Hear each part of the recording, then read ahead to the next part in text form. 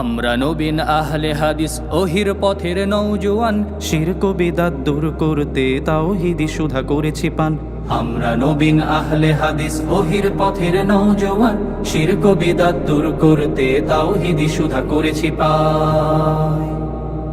বদর, ওহদ, খন্দক এবং মুতার তপ্ত ময়দানে বিলিয়ে দিলেন জীবন যারা ওহির বাণীর জয়গানে।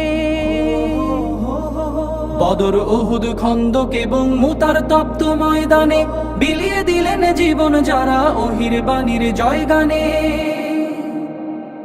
ঈমান ও আমলে হয়ে বলিয়ান করেছে কায়েম ইলাহি বিধান, ঈমান ও আমলে হয়ে বলিয়ান করেছে কায়েম ইলাহি বিধান। সমাজ গড়ার এই রাজপথে হইনি মোরা ম্রিয়মান, সমাজ গড়ার এই রাজপথে হইনি মোরা ম্রিয়মান। আমরা নবীন আহলে হাদিস ওহির পথের নওজোয়ান, শিরক বিদআত দূর করতে তাওহীদি সুধা করেছি পান। আমরা নবীন আহলে হাদিস ওহির পথের নওজোয়ান, শিরক বিদআত দূর করতে তাওহীদি সুধা করেছি পান।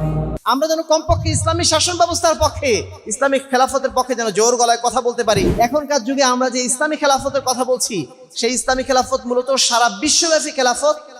এই মুহূর্তে কি সম্ভব বলে আমরা মনে করছি?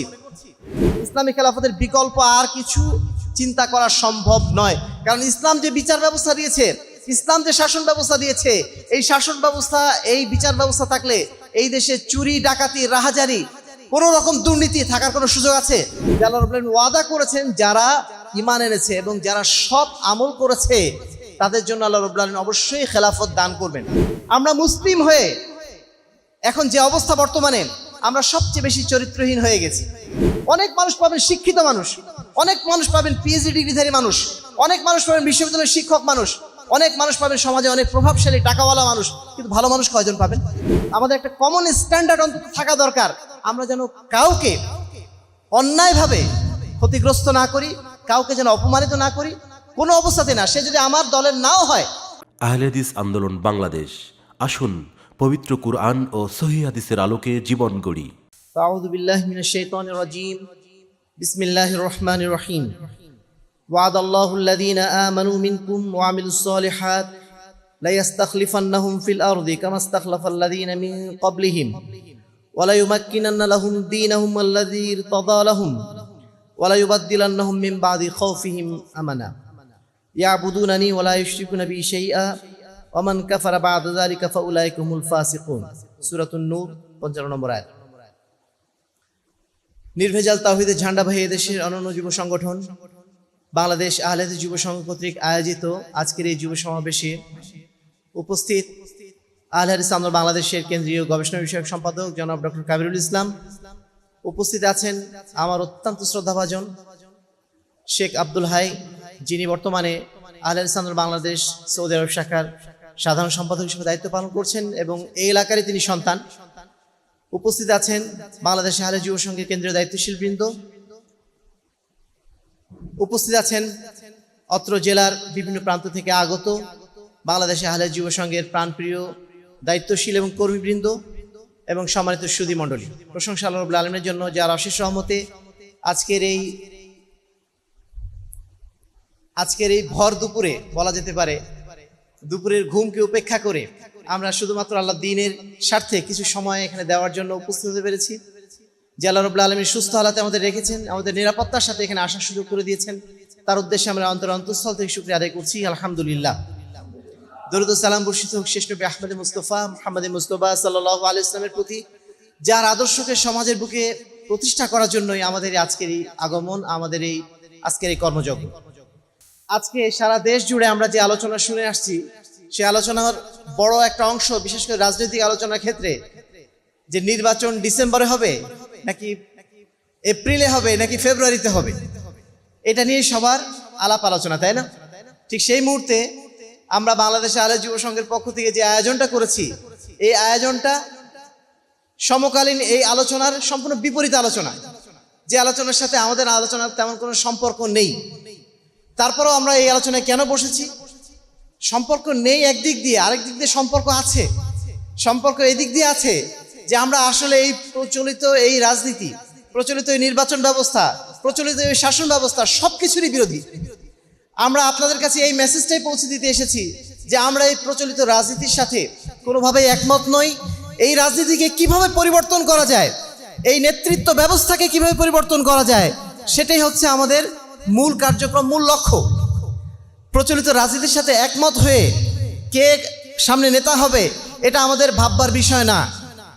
নেতা যেই হোক না কেন, নেতৃত্বের সিস্টেম যদি সঠিক না থাকে, নেতা যেই আসুক না কেন, সেই নেতা এসে আমাদের বিশেষ কোনো লাভ হবে না। নেতার পরিবর্তনের মাধ্যম দিয়ে সমাজ পরিবর্তন হয় না, সমাজ পরিবর্তন হয় নেতৃত্বের আদর্শের পরিবর্তনের মাধ্যম দিয়ে। সেই আদর্শিক পরিবর্তনের জন্যই আমরা কথা বলছি। সেই আদর্শিক পরিবর্তনের জন্যই গুটি কয়েক মানুষ হলেও, হয়তো আমাদের সংখ্যা অতি অল্প, সমাজে একেবারে নগণ্য, মানে গোনার মধ্যে নেই, তারপরও এটুকু হক কথা বলার সুযোগ আমাদের নিতেই হবে।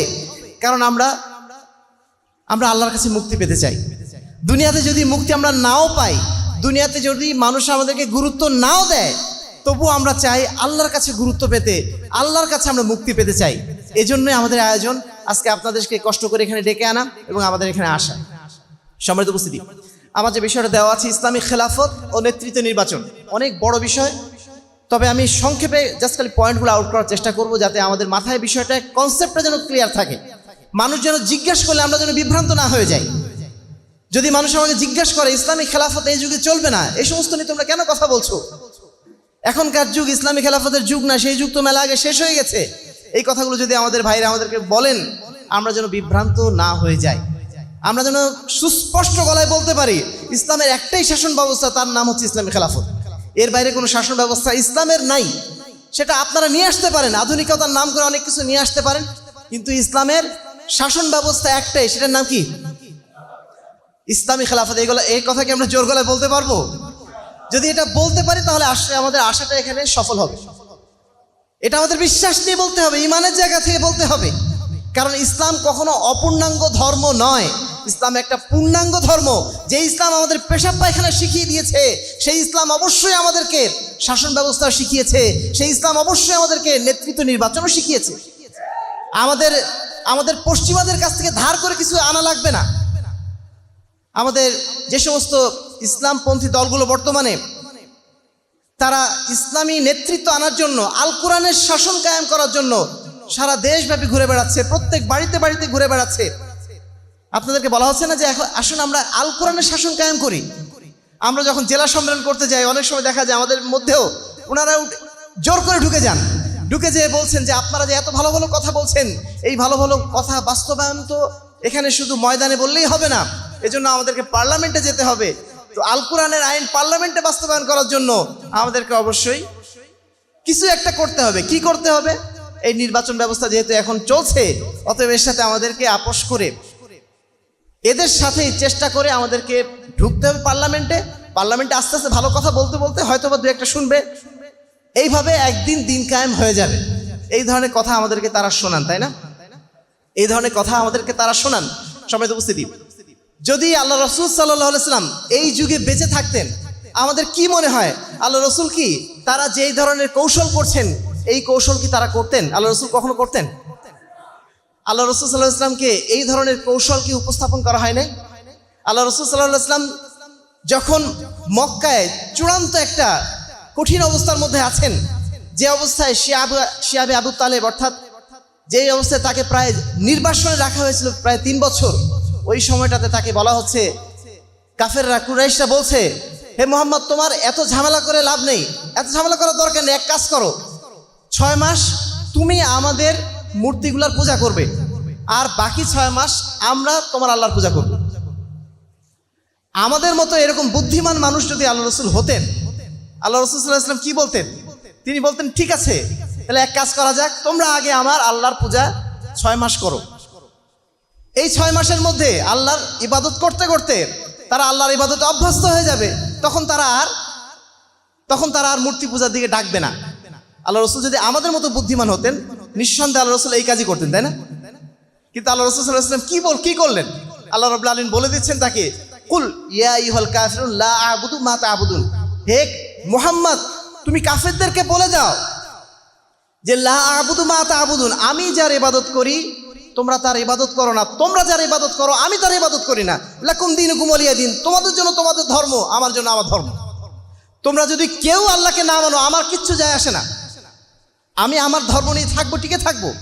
এই আপসীন নীতি অবলম্বন করেছিলেন আল্লাহ রাসূল বলেই হয়তো তাৎক্ষণিক তাকে অনেক কষ্ট করতে হয়েছিল, কিন্তু আলটিমেটলি ফলাফলটা কি এসেছিল? শুধুমাত্র ওই কুরাইশদের মক্কা নয়, শুধুমাত্র আরব বিশ্ব না, সারা বিশ্বকে তিনি জয় করতে সক্ষম হয়েছিলেন, আলহামদুলিল্লাহ। কিন্তু সেজন্য তাকে অবশ্যই এই আপসহীন নীতি অবলম্বন করতে হয়েছিল। যদি আমরা মুসলিম হয়ে থাকি, যদি আমরা আল্লাহর কাছে আত্মসমর্পণকারী হয়ে থাকি, আমরা যদি আল্লাহ রাসূলের আদর্শের অনুসারী হয়ে থাকি, আমাদেরকে আপোষকামী হওয়া যাবে নাকি আপোষহীন হয়ে যদি একজন ব্যক্তি আমরা থাকি তবু আমরা হকের উপর টিকে থাকবো, এই নীতি নিয়ে আমাদের কায়েম থাকতে হবে। বিষয়টা বোঝা গেল? আমরা যদি আপোষহীন থাকতে পারি তাহলে আমাদের বিজয় যদিও আমাদের সংখ্যায় কম হতে পারে, কিন্তু আমরা যদি আপোষকামী হয়ে যাই, হতে পারে এই দেশের শাসন ব্যবস্থা হয়তো আমাদের হাতে একদিন এসেছে, হয়তো আমার কাছে শাসন এসেছে, কিন্তু আমি সেই ইসলামী শাসন কিছুই বাস্তবায়ন করতে পারলাম না, কোনো লাভ হবে? আমি শাসন ক্ষমতায় গিয়েছি কিন্তু দেশে কোনো ইসলামী আইন নাই, ইসলামী শাসন ব্যবস্থা নাই। দু একটা কাজ করতে পেরেছি যে মসজিদে সবাই সালাত ঠিক মতো আদায় করতে পারে, টুপি মাথায় দিলে কাউকে গ্রেফতার করা হয় না, এইটুকু কাজ হয়তো করতে পেরেছি, কিন্তু একটা ইসলামী আইন দেশে নাই। এর মাধ্যম দিয়ে ইসলামের কোনো উপকার হবে? তুরস্কের রেসিপ তাইয়েপ এরদোগান, তিনি এমন একজন ব্যক্তিত্ব যিনি কিন্তু একই প্ল্যাটফর্ম থেকে এসেছিলেন যারা এখন রাজনৈতিক ইসলামের কথা বলছেন। তারও চিন্তা ছিল এটাই যে আমি এই প্রচলিত গণতন্ত্রের মাধ্যম দিয়ে আমি ক্ষমতায় যাব, যাওয়ার পরে নির্বাচনের এই ট্রেনটা ছেড়ে দিয়ে আমি তখন ইসলামী খেলাফত কায়েম করে ফেলবো বা ইসলামী শাসন ব্যবস্থা কায়েম করে ফেলবো। তিনি কি পেরেছেন? হ্যাঁ, তিনি কিছু কাজ করেছেন। তিনি দেশের মহিলাদেরকে মানে পর্দার স্বাধীনতা দিয়েছেন, তিনি দাড়ি রাখার স্বাধীনতা দিয়েছেন, হ্যাঁ কিছু ভালো কাজ করেছেন, ইসলামের কিছু আদব আখলাক রক্ষা করার সুযোগ দিয়েছেন, কিন্তু এর নাম কি ইসলাম কায়েম করা? তার দেশে কি ইসলাম কায়েম হয়েছে? ইসলামী শাসন ব্যবস্থা কায়েম হয়েছে? ইসলামের একটা আইন সেখানে পাশ করা সম্ভব হয়েছে? সময় উপস্থিতি, আমি সেই আলোচনার দিকে পরে যাব। মৌলিক কথা যেটা আমরা বোঝাতে চাচ্ছি, ইসলামী খেলাফতি হচ্ছে মুসলমানদের শাসন ব্যবস্থা। এর বাইরে যত শাসন ব্যবস্থা আছে সেটা যত ভালোই হোক না কেন, সেটা মুসলমানদের শাসন ব্যবস্থা নয়। আমরা একজন মুসলিম হিসাবে আমরা কি ইসলামের শাসন ব্যবস্থা চাইবো, নাকি কুফরি গণতন্ত্রের মাধ্যম দিয়ে, ধর্মনিরপেক্ষতাবাদের মাধ্যম দিয়ে, জাতীয়তাবাদের মাধ্যম দিয়ে যে শাসন ব্যবস্থা আসে সেইগুলোর আমরা সাথী হব? এই সিদ্ধান্ত আমাদেরকে অবশ্যই নিয়ে রাখতে হবে। যদি না নিয়ে রাখতে পারি, দুদিন পরে আপনারা আবার যখনই রাজনীতির সময় আসবে, যখনই এই নির্বাচনের সময় আসবে, আপনারা যেমন এখানে বসে আছেন, দুদিন পরে তাদের পিছনে পিছনে ঘুরে বেড়াবেন। আপনারা যেন বা আমরা যেন কমপক্ষে নিজেদের হেফাজত করতে পারি, আমরা যেন কমপক্ষে ইসলামী শাসন ব্যবস্থার পক্ষে, ইসলামিক খেলাফতের পক্ষে যেন জোর গলায় কথা বলতে পারি। আজকের অনুষ্ঠানের বা প্রোগ্রামের মূল লক্ষ্য এটাই। সম্মানিত উপস্থিতি, ইসলামী খেলাফতটা কি জিনিস? ইসলামী খেলাফত হচ্ছে আল্লাহ রাব্বুল আলামিন যে শাসন ব্যবস্থা দিয়েছেন সেই শাসন ব্যবস্থার আলোকে রাষ্ট্রকে শাসন করা এবং জনগণের মধ্যে ন্যায় এবং ইনসাফ কায়েম করা, এটাই হচ্ছে ইসলামী শাসন ব্যবস্থা বা ইসলামী খেলাফত। ইসলামী খেলাফত আমরা যদি ব্যাপক অর্থে ধরি তাহলে ইসলামী খেলাফতের সেই সময়সীমা শেষ হয়ে গেছে। আল্লাহ রাসূল সাল্লাল্লাহু আলাইহি ওয়াসাল্লাম 30 বছর ইসলামী খেলাফতের কথা বলেছিলেন। তারপরে মুলুকিয়াত অর্থাৎ রাজতন্ত্র এসেছিল, আরো অনেক কিছু এসেছিল, জবরদখলমূলক শাসন ব্যবস্থা এসেছিল, এবং সর্বশেষে একটা সময় আসবে, আল্লাহ রাসূল ভবিষ্যৎবাণী করে গেছেন, আল খেলাফা আলা মিনহাজিন নবুয়া, এক সময় আসবে, এক সময় সেটা আসবে। অর্থাৎ সেই খেলাফত ব্যবস্থা বলতে যেটা বোঝায় সারা বিশ্বব্যাপী একটা শাসন ব্যবস্থা, একজন খলিফা থাকবেন, সেই খলিফার অধীনে সমস্ত বিশ্ব পরিচালিত হবে। সেই শাসন ব্যবস্থা 30 বছর ছিল, কিন্তু তারপরে সেই শাসন ব্যবস্থা আর নেই মৌলিকভাবে। এখনকার যুগে আমরা যে ইসলামী খেলাফতের কথা বলছি, সেই ইসলামী খেলাফত মূলত সারা বিশ্বব্যাপী খেলাফত। এই মুহূর্তে কি সম্ভব বলে আমরা মনে করছি? হয়তো সম্ভব হতে পারে, কিন্তু আমাদের মূলত কার্যক্রম বাংলাদেশ কেন্দ্রিক। আমরা চাই বাংলাদেশে ইসলামিক খেলাফত প্রতিষ্ঠা করতে, মানে কি ইসলামী শাসন ব্যবস্থা প্রতিষ্ঠা করতে। ইসলামী শাসন ব্যবস্থা আমরা এখানে প্রতিষ্ঠা করতে চাচ্ছি। যদি খেলাফত বলা হয় তাহলে সারা বিশ্বব্যাপী একটা কনসেপ্ট বোঝায়, সেই কনসেপ্টে আমরা যেতে পারবো না। বা বাংলাদেশে যিনি যদি কখনো ইসলামী শাসন ব্যবস্থা প্রতিষ্ঠিত হয় তাহলে এখানে যিনি মূল দায়িত্বশীল হবেন তাকে আমরা খলিফাও বলতে পারবো না। খলিফা বলা মানে কি? খলিফা মানে তিনি সারা বিশ্ব শাসন করবেন, বাংলাদেশ কেন্দ্রিক যদি শাসন ব্যবস্থা প্রতিষ্ঠিত হয় তাকে আমরা আমির বলতে পারি, কিন্তু খলিফা আমরা তাকে বলতে পারবো না। দ্বিতীয় যে বিষয়টি সেটি হচ্ছে ইসলামিক খেলাফতের প্রয়োজনীয়তা কতটুকু, কেন ইসলামিক খেলাফতকে আমরা এত প্রয়োজন মনে করছি। এখন তো একটা শাসন ব্যবস্থা আছে, চলছে, এরা আমাদের লাইট ফ্যান দিচ্ছে, এরা আমাদের গ্যাস দিচ্ছে, এরা আমাদের রাস্তাঘাট বানিয়ে দিচ্ছে, একরকম শাসন ব্যবস্থা আছেই, তাই না? আমরা কেন আবার ইসলামী খেলাফত চাচ্ছি, ইসলামী শাসন ব্যবস্থা কেন চাচ্ছি? প্রথম এটাই কারণ যে আল্লাহ রাব্বুল আলামিন যে দিন আমাদের কাছে পাঠিয়েছেন, এই দিন শুধুমাত্র মসজিদে পালন করার জন্য নয়। এই দিন আল্লাহ রাব্বুল আলামিন কি বলছেন, হুয়াল্লাযী আরসালা রাসূলাহু বিল হুদা ওয়া দীনিল হাক্কি লিইয়ুযহিরাহু আলা দ্বীনি কুল্লি ওয়ালাউ কারিহাল মুশরিকুন। যেই দিন আল্লাহ রাব্বুল আলামিন আমাদেরকে দিয়েছেন, এই দিন বিজয়ী হওয়ার দিন। অন্য সমস্ত বাতিল আদর্শ, বাতিল মতাদর্শের উপরে ইসলামকে বিজয়ী করা, এটা আমাদের একটা কর্তব্যের অংশ, কি অংশ না? এটা আমাদের কর্তব্যের একটা অংশ। সে অংশের জায়গা থেকে ইসলামী খেলাফতকে আমরা জরুরি মনে করি। দ্বিতীয়ত, দেশের শাসন ব্যবস্থাকে শান্তিপূর্ণ করার জন্য, দেশকে শান্তিপূর্ণ করার জন্য, দেশের নিরাপত্তা আনার জন্য ইসলামী খেলাফতের বিকল্প আর কিছু চিন্তা করা সম্ভব? ইসলামী খেলাফতের বিকল্প আর কিছু চিন্তা করা সম্ভব নয়। কারণ ইসলাম যে বিচার ব্যবস্থা দিয়েছে, ইসলাম যে শাসন ব্যবস্থা দিয়েছে, এই শাসন ব্যবস্থা, এই বিচার ব্যবস্থা থাকলে এই দেশে চুরি, ডাকাতি, রাহাজারি, কোনো রকম দুর্নীতি থাকার কোনো সুযোগ আছে? একটা দুর্নীতিবাজ যদি ধরা পড়ে, এখন আমরা দুদক দিয়ে ধরিয়ে দিই, জেলখানে আটকিয়ে রাখি। কিন্তু ইসলাম কি করবে? ইসলাম যদি এই ধরনের অপরাধীকে পায়, প্রথম কাজ হচ্ছে তার হাত কেটে ফেলে দেবে। একজন ব্যক্তিকে যদি এভাবে হাত কেটে ফেলা হয়, একজন ব্যক্তিকে যদি এই ধরনের দৃষ্টান্তমূলক শাস্তি দেওয়া হয়, সমাজে অন্য যারা দুর্নীতিবাজ আছে, যারা সমাজে অন্য যারা মানে দুষ্কৃতিকারী আছে, তারা কি কোনো অন্যায় করার সহজে সুযোগ পাবে? ইসলামের আইনগুলো এতটাই চমৎকার, যেটা বলার ভাষা নেই, সেগুলো আসলে আমরা তুলে ধরতে পারি না। ইসলামের বিচার ব্যবস্থার যে সৌন্দর্য, আমরা শুধু হাত কাটা দেখি, আমরা শুধু রজম করা দেখি, আমরা শুধু শিরচ্ছেদ করা দেখি এবং ভয় পেয়ে যাই। কিন্তু আমরা এইটুকু চিন্তা করি না, যার প্রতি অপরাধ করা হয়েছে তার অন্তরের দহনটা কত বেশি। একজন ভাইয়ের জন্য, ভাইয়ের কাছে তার বোন যদি ধর্ষিত হয়, সেই ধর্ষণকারীর বিরুদ্ধে তার ভিতরে জ্বালাটা কেমন থাকবে? তার জ্বালাটা এমন হবে না, আমি যদি সামনে তাকে পেতাম, আমি তাকে একদম কেটে টুকরা টুকরা করে ফেলতাম। এই ধরনের চিন্তাধারা তার আসবে না। আমি আপনি খুব তার জন্য খুব দয়া দেখাচ্ছি যে তাকে গলা কেটে মেরে ফেলে দেওয়া হবে, তাকে রজম করে মেরে ফেলা হবে। কিন্তু আপনার ক্ষেত্রে ওই ঘটনা যদি ঘটতো, আপনার সন্তানের ক্ষেত্রে যদি এই ঘটনা ঘটতো, আপনি একটু চিন্তা করে দেখেন তো, আপনি কি করতেন ওই সময়? আপনার তখন এটাই সবসময় চিন্তা আসতো, ওরে যদি আমি সামনে পেতাম, ওরে কুচি কুচি করে কেটে শেষ করে ফেলে দিতাম। এটাই আসতো না? ইসলাম মানুষের এই প্রবৃত্তি বোঝে, ইসলাম মানুষের এই প্রকৃতিটা বোঝে।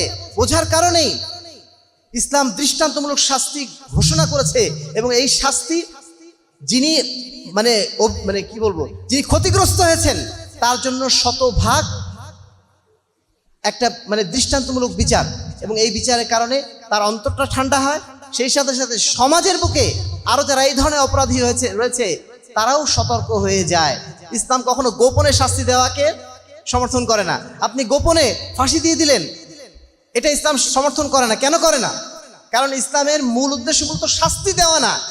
ইসলামের মূল উদ্দেশ্য শাস্তি দেওয়ার মাধ্যম দিয়ে আরো যারা এই ধরনের দুষ্কৃতিকারী আছে তাদেরকে অন্যায় থেকে থামিয়ে রাখা। ইসলামের প্রত্যেকটা বিধান এরকম সৌন্দর্যপূর্ণ, এরকম যুক্তিপূর্ণ, এইরকম বিবেকপূর্ণ। দুর্ভাগ্যজনকভাবে আমরা যেহেতু ইসলামী শাসন ব্যবস্থার মধ্যে নেই, এই জন্য আমরা এই সৌন্দর্যটা উপলব্ধি করতে পারি না। 3 নম্বর কাজ যেটা, সেটা হচ্ছে ইসলামের প্রচার এবং প্রসার ঘটানোর জন্য। যদি এই দেশে ইসলামী শাসন ব্যবস্থা প্রতিষ্ঠিত থাকতো, তাহলে ইসলাম পালন করা আমাদের জন্য সহজ হতো না? ইসলাম পালন করা আমাদের জন্য সহজ হতো কিনা? এই দেশে যদি সুদী ব্যবস্থাপনা না থাকতো, এদেশের কোনো মানুষ সুদ খেতে পারতো? এদেশে যদি ব্যাংকিং ব্যবস্থায় সুদ না থাকতো, এদেশের কোনো মানুষ সুদের সাথে জড়িত হতো না। যদি এই দেশে প্রকৃত অর্থে ইসলামী অর্থনীতি থাকতো, মানুষকে কর্জে হাসানা দেওয়া হতো, মানুষকে ক্ষুদ্র ঋণ দেওয়া হতো না। এই সমস্ত ব্যবস্থাপনার কারণে আমরা যদি ইসলাম পালন করা অনেক সহজ হয়ে যেত। আজকের দিনে আমাদের জন্য ইসলাম পালন করা সহজ না কঠিন? আমরা হয়তো ব্যক্তিগত জীবনে ইসলাম পালন করতে পারি, কিন্তু সামাজিক জীবনে, রাষ্ট্রীয় জীবনে আমাদেরকে নানাভাবে এমন অবস্থার মধ্যে পড়ে যেতে হচ্ছে যেখান থেকে ইসলাম পালন করা আমাদের জন্য মোটেও সহজ কাজ না। সম্মানিত উপস্থিতি, সুতরাং ইসলামকে সমাজের বুকে বাস্তবায়ন করার জন্য ইসলামী শাসন ব্যবস্থার কোনো বিকল্প নেই। সম্মানিত উপস্থিতি, এবার আমরা আসবো যে কিভাবে আমরা ইসলামী খেলাফত কায়েম করব। কোরআনের 3টা মৌলিক বিধান আছে, যেই বিধানগুলো আল্লাহ রাব্বুল আলামিন আমাদেরকে দিয়েছেন যেন আমরা ইসলামী খেলাফত বাস্তবায়নের জন্য প্রচেষ্টা হিসাবে এগুলোকে গ্রহণ করতে পারি। প্রথমত আমাদেরকে ঈমান আনতে হবে এবং আমলে সলে করতে হবে, এটা আমরা জানি সবাই, তাই না? সূরা নূরের 55 নম্বর আয়াতে আল্লাহ রাব্বুল আলামিন বলছেন যে আল্লাহ রাব্বুল আলামিন ওয়াদা করেছেন যারা ঈমান এনেছে এবং যারা সৎ আমল করেছে তাদের জন্য আল্লাহ রাব্বুল আলামিন অবশ্যই খেলাফত দান করবেন। এখন আপনি বলবো যে আমরা তো ঈমানের অধিকারী হয়েছি, আমরা তো সৎ আমলও করছি, তবু তো খেলাফত কায়েম হচ্ছে না, এই কথা আমরা বলছি না? অনেকের মধ্যে ধারণা তৈরি হয়ে যেতে পারে যে আমরা অনেক কিছু তো করতেছি, কই হয় না তো। ওই আয়াতের শেষ অংশে একটা জিনিস আছে, একটা বাক্য আছে যেটা আমাদের জন্য শর্তব্য, যেখানে আল্লাহ বলছেন ইয়াবুদুনানি ওয়ালা ইউশরিকুনা বি শাইআ, তারা যেন শুধু আমার ইবাদত করে। শুধুমাত্র ঈমান এনেছি আর আমলে সালেহ করছি এটুকু বললেই হবে না, তারা যেন শুধু আমারই দাসত্ব করে এবং আমার দাসত্বের সাথে অন্য কোনো ব্যক্তির বা অন্য কোনো আদর্শের শরিকানা স্থাপন না করে। এই কাজটাকে আমরা করতে পারছি? আমরা ঈমান এনেছি, আমরা সৎ আমল করছি, আমাদের পলিটিক্যাল ইসলাম যারা পালন করেন এই সমস্ত ভাইরা ঈমান এনেছেন, তারা সৎ আমলের পথেও চলছেন, কিন্তু যে জায়গাতে তারা ব্যর্থ হয়েছেন সেই জায়গাটা হচ্ছে এই জায়গায় যে তারা আল্লাহ রাব্বুল আলামিনের ইবাদতের ক্ষেত্রে শতভাগ মুখলেস হতে পারেন নাই বলেই তারা কিন্তু আল্লাহর ইবাদত করছেন, আবার গণতন্ত্রের পক্ষে সাপোর্ট করছেন, তাই না? তারা গণতন্ত্রের পক্ষে কথা বলছেন। একজন মুসলমান হয়ে, ইসলামের পক্ষের একজন ব্যক্তি হয়ে কারোর জন্য গণতন্ত্রের পক্ষে একটা বাক্য উচ্চারণ করা কি সম্ভব? যে গণতন্ত্র আমাদেরকে মানুষের দাসত্ব শিখিয়ে দিয়েছে, যে গণতন্ত্র বলছে জনগণই সার্বভৌম ক্ষমতার অধিকারী, জনগণ যা বলবে তাই হবে, জনগণের শাসন প্রতিষ্ঠা করার জন্য যেই তন্ত্র কাজ করে যাচ্ছে সেই তন্ত্রের পক্ষে এক মুহূর্ত কাজ করা কি আমাদের পক্ষে সম্ভব? আমাদের ভাইয়া কি বলছেন যে দেশে গণতন্ত্র আসলে নাকি শান্তি আসবে? কারা বলছেন? সেকুলাররা বলছেন না, কে বলছে? ইসলামী পলিটিক্যাল রাজনৈতিক দলগুলোই বলছেন দেশে গণতন্ত্র আসলে নাকি সুশাসন প্রতিষ্ঠিত হবে। সম্মানিত উপস্থিতি, এই বিশ্বাস কোনো মুসলমান কখনো করতে পারে? সুশাসন আসলে একমাত্র আসতে পারে কিসের মাধ্যম দিয়ে? ইসলামী খেলাফতের মাধ্যম দিয়ে, ইসলামী শাসন ব্যবস্থার মাধ্যম দিয়ে। আপনি ইসলামী শাসনতন্ত্রের পক্ষে কথা বলেন, আপনি ইসলামী খেলাফতের পক্ষে কথা বলেন, আপনি মুসলিম হয়ে আপনি কিভাবে গণতন্ত্রের পক্ষে কথা বলেন? এই যে গণতন্ত্রের পক্ষে আপনি কথা বলছেন মানে কি? আপনি ইয়াবুদুনানি ওয়ালা ইউশরিকুনা বি শাইআ এই শর্ত আপনি পূরণ করতে পারেন নাই। আল্লাহর দাসত্ব আপনার মধ্যে পুরোপুরি নাই। আল্লাহর দাসত্ব আছে, আবার আছে গণতন্ত্রের প্রতি দাসত্ব। এই দুই দাসত্ব একসাথে মিক্সচার করে আপনি কিভাবে সমাজে ইসলাম কায়েম করবেন, ইসলাম খেলাফত কায়েম করবেন? সম্মানিত উপস্থিতি, 2 নম্বর বিষয়, আমাদেরকে অবশ্যই উত্তম আখলাকের অধিকারী হতে হবে। আমি ঈমান এনেছি বটে, আমলে সলে করছি, আমলে সলের মধ্যে যদিও আখলাক চলে আসে, কিন্তু এটাকে আলাদাভাবে বলার কারণ হচ্ছে এই, আমরা মুসলিম হওয়া সত্ত্বেও ইসলামের আখলাকগুলো আমাদের মধ্যে অধিকাংশই অনুপস্থিত। আমরা মুসলিম হয়ে এখন যে অবস্থা বর্তমানে, আমরা সবচেয়ে বেশি চরিত্রহীন হয়ে গেছি, আমরা সবচেয়ে বেশি মিথ্যাবাদী হয়ে গেছি। আমাদের প্রতি মানুষ আস্থা রাখতে পারছে না। যে এই মুসলমানের কাছে অন্য অমুসলিমরা একটা সময় ছিল যখন তারা মুসলমান দেখলেই নিজেরা নিরাপদ বোধ করতো, যেখানে মুসলমান আছে আমাদের আর সমস্যা নেই, এখানে মুসলিম সমাজ আছে এখানে আমাদের আর সমস্যা নেই। কিন্তু এখন মুসলমান দেখলে আমরা নিজেরাই ভয় পেয়ে যাচ্ছি।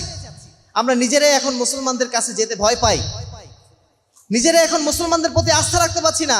আমার একজন ভাই যিনি আমার প্রতিবেশী, তিনি হয়তো দাড়িওয়ালা আমার মতোই, তিনি মসজিদে 5 ওয়াক্ত সালাত আদায় করছেন, কিন্তু আমার অন্তরে একটা ভয়, হয়তো তিনি আমার একটা ক্ষতি করে ফেলবেন।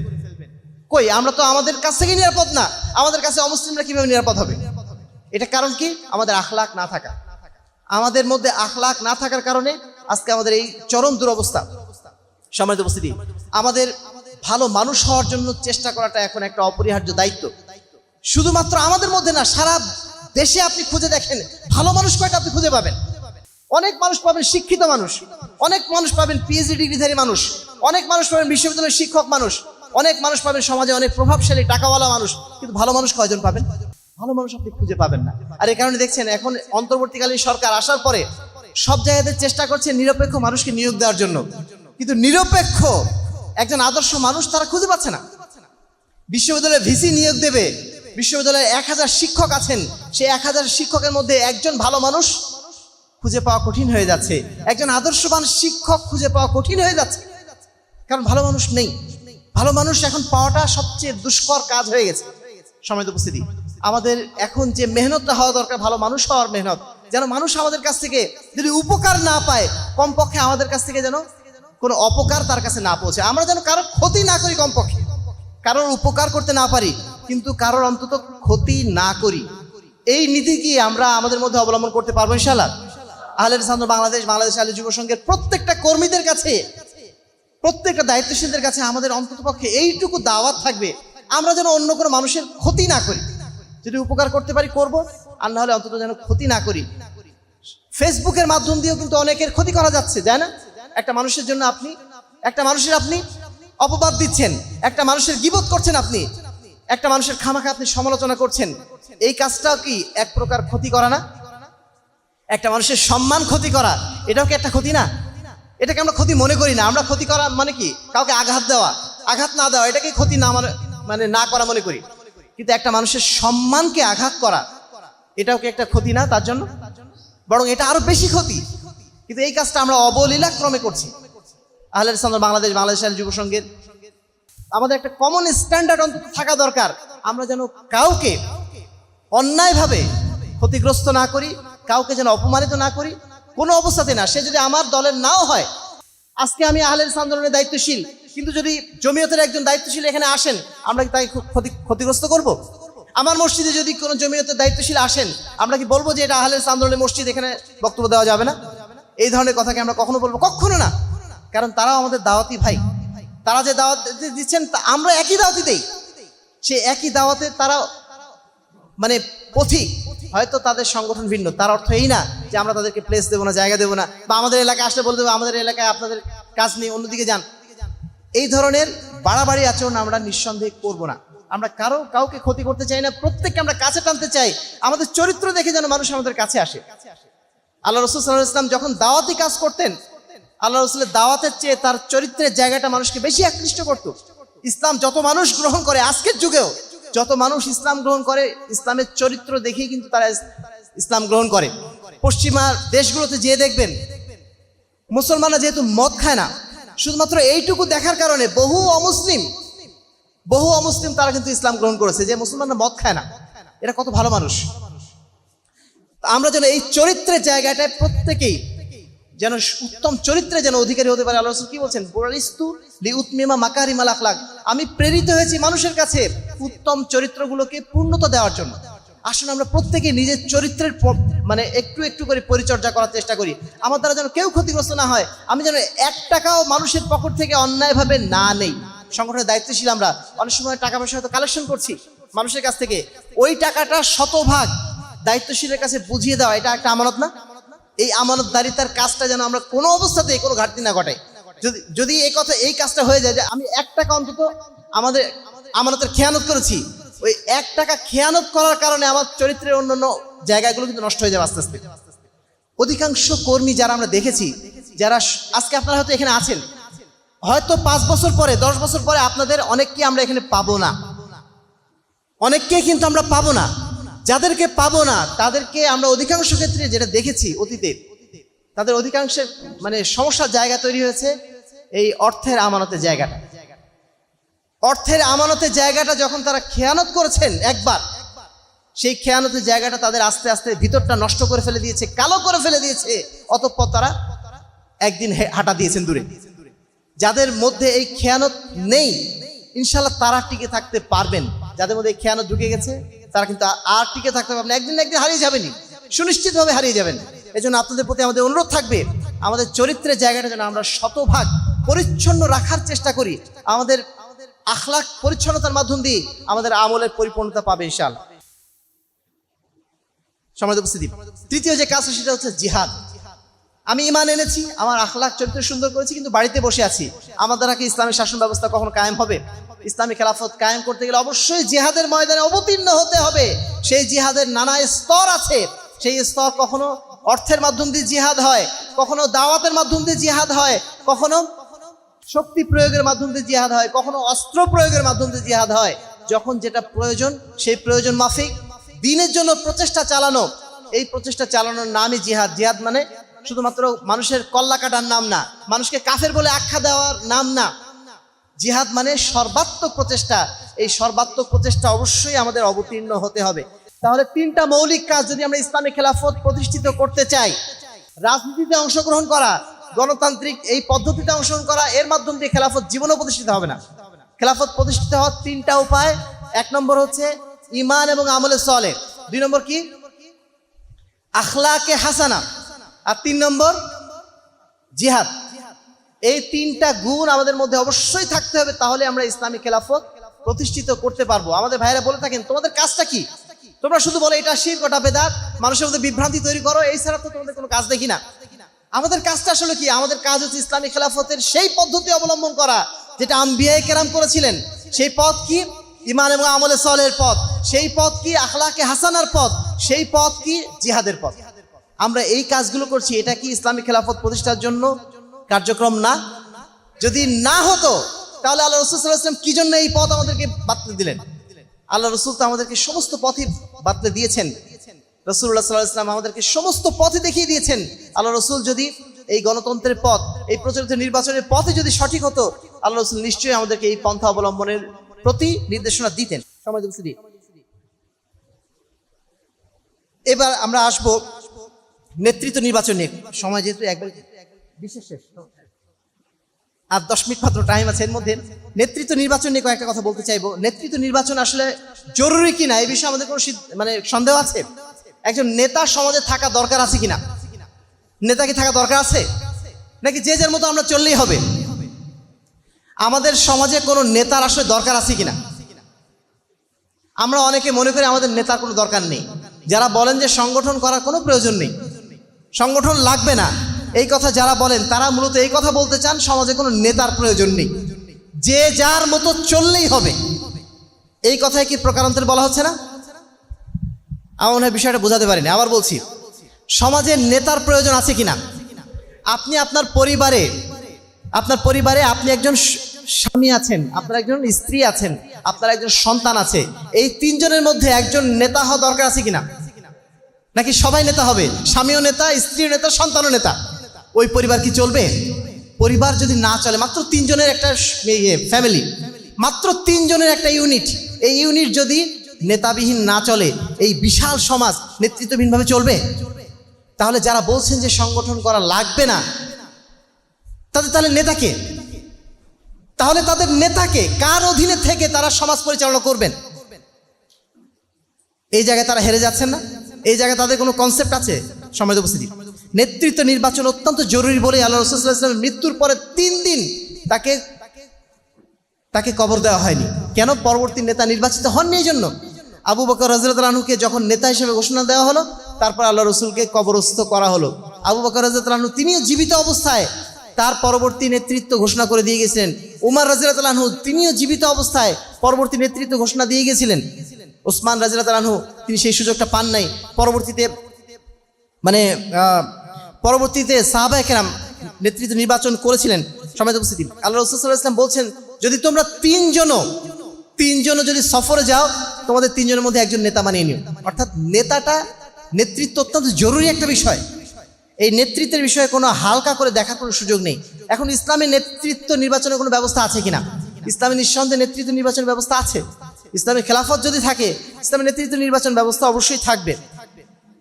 প্রচলিত যে গণতান্ত্রিক সিস্টেম, যে নির্বাচন ব্যবস্থা, এর মাধ্যম দিয়েও নেতা নির্বাচন করা যায়, কিন্তু এই নির্বাচনের মাধ্যম দিয়ে আদর্শ নেতা নির্বাচন করা সম্ভব। কারণ সম্ভব না এই কারণে যে এই গণতন্ত্রের মাধ্যম দিয়ে নেতৃত্বের কোনো ক্রাইটেরিয়া নির্ধারণ করা হয় না। ক্রাইটেরিয়াটা কি? কাকে বেশি ভোট দেওয়া হয়েছে।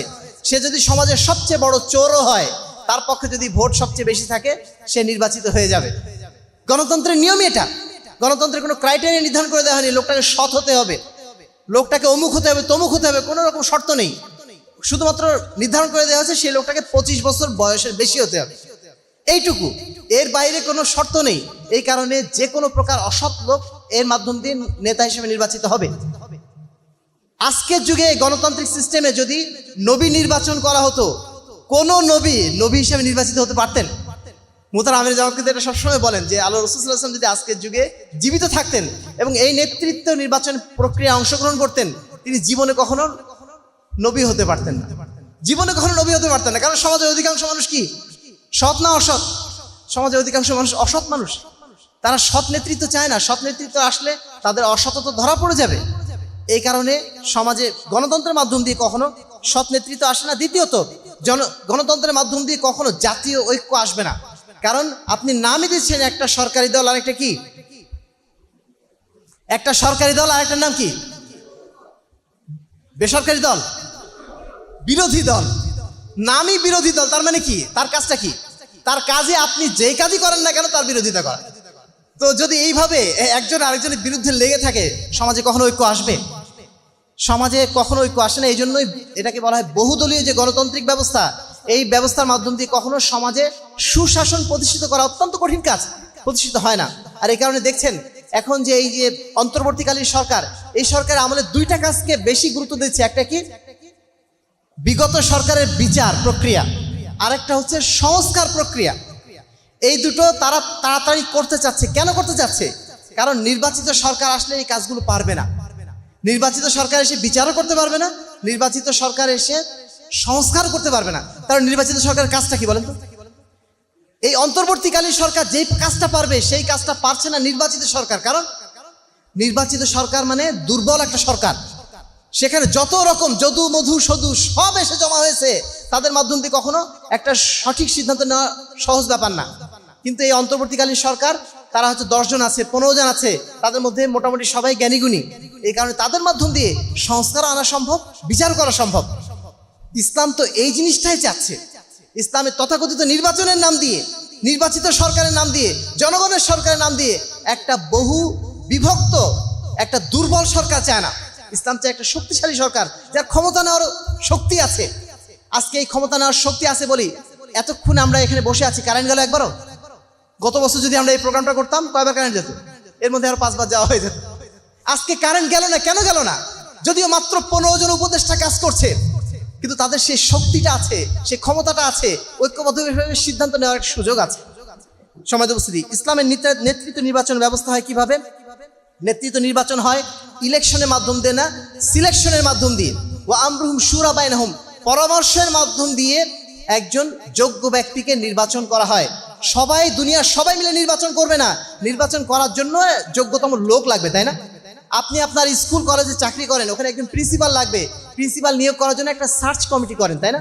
3 জনের একটা সার্চ কমিটি, তারা খুঁজে নিয়ে আসে কাকে নিলে এই প্রতিষ্ঠানটা সুন্দর চলবে। আপনি কি আপনার প্রতিষ্ঠানের প্রিন্সিপাল নির্বাচন করার জন্য আপনার যত ছাত্র আছে, যত কর্মচারী আছে, যত শিক্ষক আছে, সবার কি ভোট নেন? ভোট নেন? কোনো জায়গাতে কিন্তু ভোট নেওয়া হয় না। কোনো জায়গাতে নেতৃত্ব নির্বাচন করার জন্য, আপনার মানে ভালো একজন দায়িত্বশীল নিয়োগ করার জন্য কোথাও নির্বাচন করা হয় না। আপনি দোকান করেন, আপনার দোকানে একজন কর্মচারী লাগবে, সেই কর্মচারীর জন্য আপনি ভোট দিয়ে নির্বাচন করেন নাকি? আপনাকে, আপনার যার পছন্দ হয়, যাকে মনে হয় এই লোকটা দোকানে ভালো কাজ করতে পারবে, তাকে আপনি নিয়ে আসেন। কোনো জায়গায় নির্বাচন নাই। নির্বাচন এক জায়গায়, একমাত্র জায়গা আছে, সেটার নাম হচ্ছে এই জাতীয় নির্বাচনের মাধ্যম দিয়ে জাতীয় নেতা নির্বাচন করা। জাতীয় নেতা নির্বাচন করা, এটা কি আমাদের জন্য সবচেয়ে কি বলবো কম গুরুত্বপূর্ণ কাজ? যেটা হয়ে গেছে এখন, একটা দোকানদারের কর্মচারী নিয়োগ করার জন্য আমরা নির্বাচন করছি না, কিন্তু জাতীয় নেতৃত্ব, যেটা হচ্ছে সবচেয়ে গুরুত্বপূর্ণ জায়গা, সেই জায়গাটা আমরা ছেড়ে দিচ্ছি একটা দুর্বল জায়গাতে। সমাজ উপস্থিতি, এই জায়গাটা আমাদের চিন্তা ভাবনা করতে হবে। এটা আমাদের ভাবার চেষ্টা করতে হবে যে প্রচলিত নির্বাচন ব্যবস্থার বিরুদ্ধে আমরা কেন?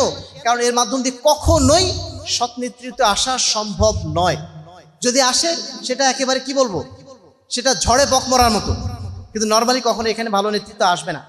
এই জন্য ইসলাম সবসময় বিচক্ষণ ব্যক্তিদের মাধ্যম দিয়ে, শুরার মাধ্যম দিয়ে, আলোচনার মাধ্যম দিয়ে, সিলেকশনের মাধ্যম দিয়ে সবচেয়ে গুরুত্বপূর্ণ, সবচেয়ে যোগ্য ব্যক্তিটাকে নেতা হিসেবে বানানোর জন্য কি বলবো সিস্টেম রেখেছে।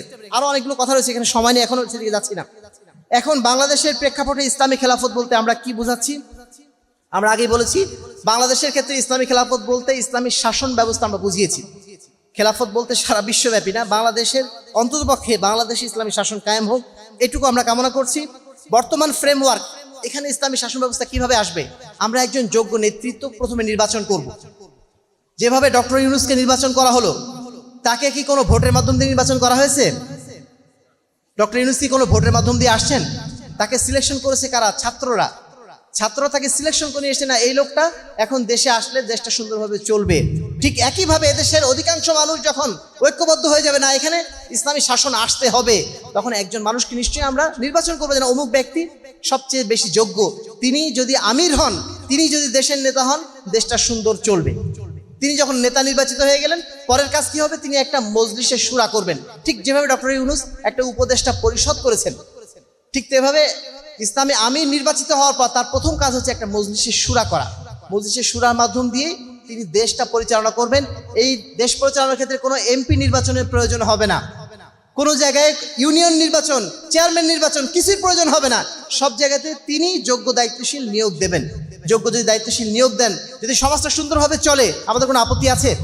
আজকে রাজশাহী সিটি কর্পোরেশনে, ঢাকা সিটি কর্পোরেশনে কোনো নির্বাচিত মেয়র আছে? সিটি কর্পোরেশন চলছে না? সিটি কর্পোরেশনকে চলছে এখন? যেভাবে পরিষ্কার পরিচ্ছন্ন আগে ছিল এখনো আছে, যেখানে যেভাবে গাছপালা লাগানো হতো এখনো লাগানো হচ্ছে, সমস্ত কার্যক্রম তো চলছে এমনিতেই। তাহলে নির্বাচিত মেয়রের কি দরকার? নির্বাচিত মেয়র নিয়ে আসা মানে খাই খাই পার্টি, কিভাবে খাওয়া যায় জনগণের পকেট থেকে, এবং তার কিছু লোকজন থাকবে, তারা এসে কিভাবে সুবিধা নেওয়া যায় সেই চেষ্টা করবে। সব জায়গাতে আমি ডিসিএসপি দিয়ে কাজ চালাতে পারছি, ইউএনও দিয়ে কাজ চালাতে পারছি, আমার নির্বাচিত মেয়র কি দরকার? নির্বাচিত ওই কি বলবো ইউনিয়ন চেয়ারম্যান কি দরকার? কি দরকার? এগুলোর কোনো প্রয়োজন আছে? কোনো প্রয়োজন নেই। আমার দরকার সুশাসন। সুশাসন যদি একজন শিক্ষিত মানুষের মাধ্যম দিয়ে, একজন যোগ্য মানুষের মাধ্যম দিয়ে চলে, আমাদের সমস্যাটা কি? সমাজে উপস্থিতি এই নির্বাচন ব্যবস্থার পরিবর্তে আমরা যেটা চাই যে আমরা সব জায়গায় প্রশাসক নিয়োগ করা হোক, এবং সেটা বিসিএস এর মতো একটা ব্যবস্থা হতে পারে। বিসিএস দিয়ে আমরা ডিসি নিয়োগ করছি না, সেই বিসিএস দিয়ে একজন গ্রামের চেয়ারম্যান আপনি নির্বাচন করলে সমস্যা কি? এজন্য আপনার ওই যে প্রচলিত গণতান্ত্রিক নির্বাচন, এটা কি প্রয়োজন? সমাজে উপস্থিতি তা আমরা যেটা চাই, দল এবং প্রার্থীবিহীন নির্বাচন ব্যবস্থা। কোনো দল আমি দেখব না, আমরা দেখব একটা মানুষ আদর্শ মানুষ কিনা, তিনি ইসলামপন্থী কিনা, ইসলামের পক্ষে তিনি কাজ করবেন কিনা, তিনি যেই দলের হোক না কেন, তিনি যদি যোগ্য মানুষ হন, তাকে আমরা নির্বাচন করব। এবারে আবার প্রশ্ন আসবে, নির্বাচক কে হবে? নির্বাচনটা করবে কে? একজন জ্ঞানী ব্যক্তিকে নির্বাচন করতে হবে। নির্বাচক করবে কে? ইসলামের প্রথম যেটা বিষয় সেটা হচ্ছে যিনি আগে শাসক ছিলেন। ধরেন আমি এখন শাসক, আমি যখন আমার দায়িত্ব আমি পালন করতে পারছি না, আমি ইস্তফা দিলাম অথবা আমি মারা যাচ্ছি, এই সময় আমি পরবর্তী দায়িত্বশীল একজনকে আমি নির্বাচন করে যাবো, অমুক ব্যক্তি তিনি হবেন পরবর্তী শাসক। যেভাবে আল্লাহ রসুল ইঙ্গিত করেছিলেন আবু বকরের দিকে, আবু বকর তিনি বলে দিয়েছিলেন ওমর হবেন পরবর্তী খলিফা। এটা হচ্ছে প্রথম নিয়ম, এটাকে বলা আল ইস্তিখলাফ। আরেকটা হচ্ছে আল ইন্তিখাব। 6 জনের একটা নির্বাচক কমিটি গঠন করে দেওয়া হবে। সেই নির্বাচক কমিটি সারা দেশ জুড়ে খুঁজবে যে কোন ব্যক্তি যোগ্য। তারপরে যদি তারা সিদ্ধান্ত নিতে ব্যর্থ হয়, ধরেন তারা 6 জনকে নির্বাচন করলো, নির্বাচন করার পরে গণভোট দিল যে 6 জনের মধ্যে তোমরা কাকে বাছাই করছো, তারপরে সেখান থেকে একজনকে নিয়ে নেওয়া হলো। এটাও করা যেতে পারে, এটাকে বলা আল ইন্তিখাব। এখন আপনি বলবেন যে এই গণভোট এটা তো গণতান্ত্রিক সিস্টেমের অংশ না। গণভোট মানে কি? জনমত নেওয়া, মানুষের মত নেওয়া। মানুষের মত নিতে কোনো আপত্তি নেই। আপনি প্রোগ্রামটা আজকে এই তানোর উপজেলা অডিটোরিয়ামে করবেন নাকি মাঠে করবেন, এই বিষয়টা মতামত নেওয়ার জন্য আপনাদেরকে আমি জিজ্ঞেস করতে পারি না? আপনাদের সবাইকে জিজ্ঞেস করলাম যে এখানে করলে ভালো হয় না ওখানে করলে ভালো হয়। আপনাদের অধিকাংশ বললেন যে মাঠে করলে ভালো হয়, ওখানে গরম কম, ওখানে বাতাস আছে, ওখানে করলে ভালো হয়। তাহলে আমরা কি ওখানে সিদ্ধান্ত নেব না? ওখানে সিদ্ধান্ত নেব। এটার নাম গণতন্ত্র, মানে এটার নাম কি বলবো, গণতন্ত্র না, এটার নাম হচ্ছে জনমত নেওয়া। আমরা জনমতের পক্ষে, গণতন্ত্রের বিপক্ষে, কিন্তু জনমতের পক্ষে মানুষের মতামত নেওয়া যেতে পারে। মানুষের মতামত নিয়েই তো কাজ করতে হবে। মানুষের মতামত ছাড়া কার মতামত দেব? মানুষের মতামত নিয়ে তো কাজ করতে হবে। এর নাম বলে আমরা জনমত। তবে মানুষের মতামত যদি কোরআন এবং হাদিসের বিরুদ্ধে যায়, সেটা অবশ্যই গ্রহণযোগ্য হবে না। এবারে আসি যে আহলে হাদিসরা রাজনীতি করছে কিনা। আহলে হাদিসরা প্রচলিত রাজনীতি করছে না, তবে ইসলামী খেলাফতের রাজনীতি, ইসলামী শাসন ব্যবস্থা প্রতিষ্ঠার রাজনীতি, এই রাজনীতি আমরা করে যাচ্ছি, করে যাব। যতদিন ইসলামী খেলাফত, ইসলামী শাসনতন্ত্র প্রতিষ্ঠিত না হচ্ছে, ততদিন পর্যন্ত আমরা এই ইসলামী শাসনতন্ত্রের পক্ষে কথা বলবো, ইসলামী শাসনতন্ত্রের পক্ষে ইনশাল্লাহ আমরা কাজ করে যাব। এটাকে আমরা আমাদের রাজনীতি মনে করি, এটাই আমাদের নববী রাজনীতি মনে করি। হয়তো এই রাজনীতি প্রচলিত রাজনীতির সাথে মিলবে না, কিন্তু অবশ্যই এটাও রাজনীতি। এটা অবশ্য রাজনীতি। রাজনীতি মানে কি? রাষ্ট্রীয় নীতি নিয়ে কথা বলা, রাষ্ট্রীয় নীতিতে ইসলাম প্রতিষ্ঠিত হোক, এটাই হচ্ছে আমাদের কথা। তার মানে কি? এটাই রাজনীতি। রাজনীতি মানে এটা না যে গণতান্ত্রিক নির্বাচনে অংশগ্রহণ করে পার্লামেন্টে যাওয়া, এটার নাম রাজনীতি না।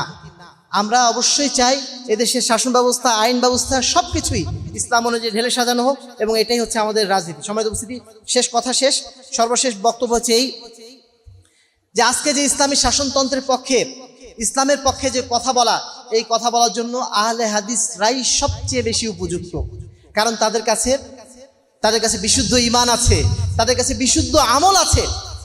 শুধু বাকি দুটো শর্ত পূরণ করতে হবে, বিশুদ্ধ আখলাক আর জিহাদ, অর্থাৎ জিহাদের ময়দানে কাজ করা, সমাজে ইসলামী শাসনতন্ত্র প্রতিষ্ঠার জন্য কাজ করা।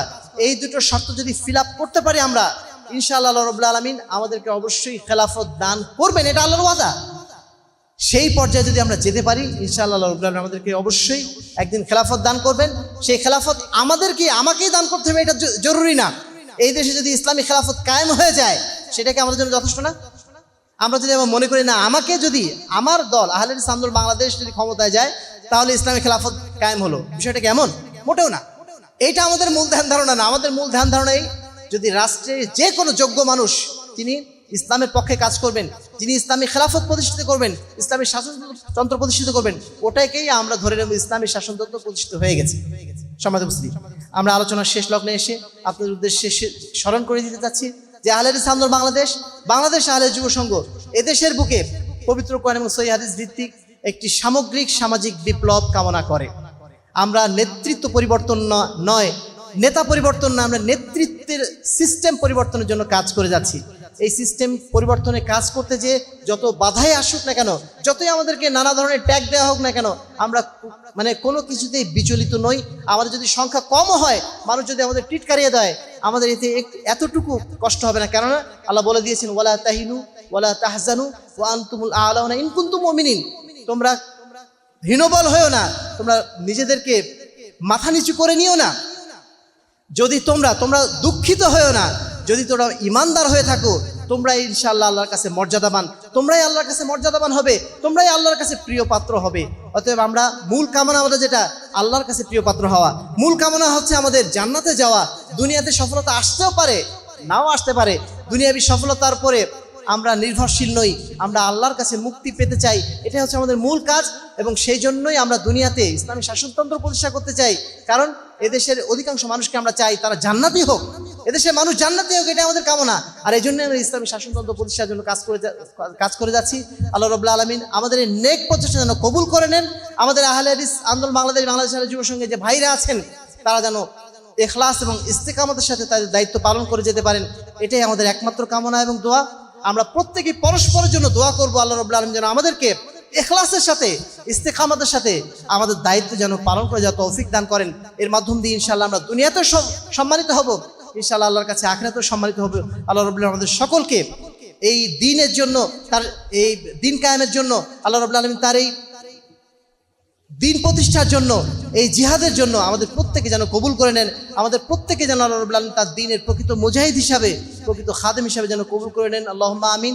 আহলে হাদিস আন্দোলন বাংলাদেশ আহলে যুব সংঘ রাজশাহী পশ্চিম জোনকে আমরা আন্তরিকভাবে ধন্যবাদ জানাচ্ছি আজকের এই চমৎকার আয়োজন করার জন্য, যেটা আসলে আমাদের মাথাতে কল্পনাতেও আসেনি যে এরকম একটা সুন্দর আয়োজন তারা করতে সক্ষম হবেন।